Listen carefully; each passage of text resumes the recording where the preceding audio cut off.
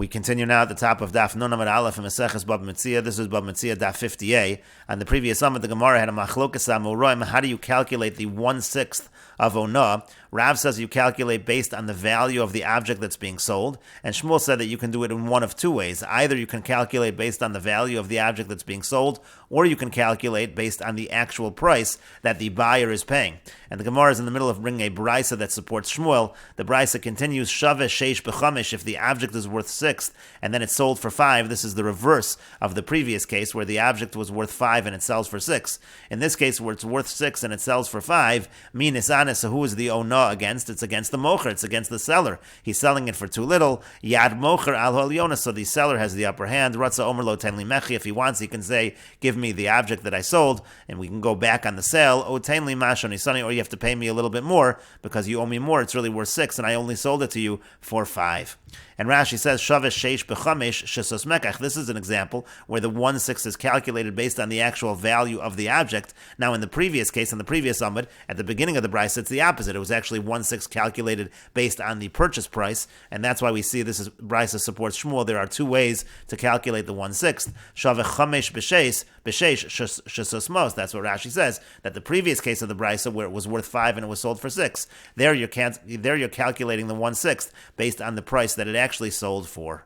And the Gemara continues, they had the following question, Pachos mishasos l'Rabbanan, let's say it's less than 1/6 according to the Rabbanan, meaning to say, for example, let's say the seller charges too much to the buyer, but he doesn't charge 1/6 more, he charges less than 1/6 more. So in that case, we generally say there's mechila, the buyer is mochel, and that sale goes through.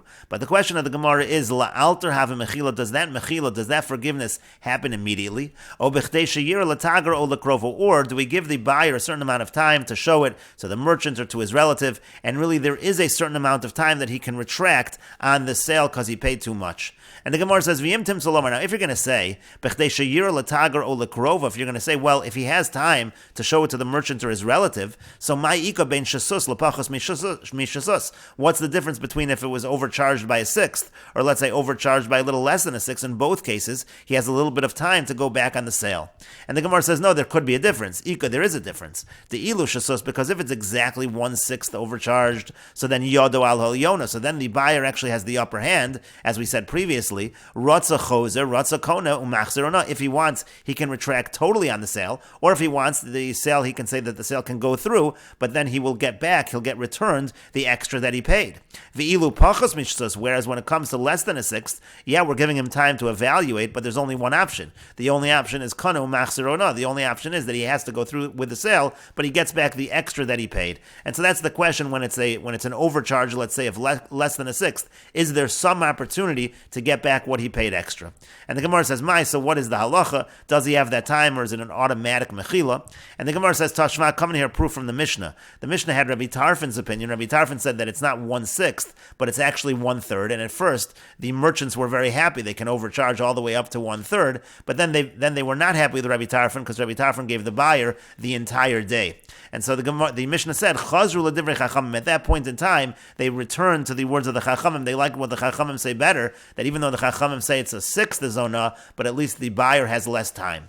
And so the Gemara now explains what it's bringing the proof, the understanding that it has in terms of bringing this proof. Savrua, right now we think that pachos mishlish l'Rabbi Tarfon ke pachos mishasus l'Rabbanan. If it's, let's say, an overcharge of less than 1/3 according to Rabbi Tarfon, that would be identical to an overcharge of less than 1/6 according to the Rabbanan. They're just arguing whether the amount of Onah is 1/3 or 1/6. But otherwise, we think right now Rabbi Tarfon and the Rabbanan are the same.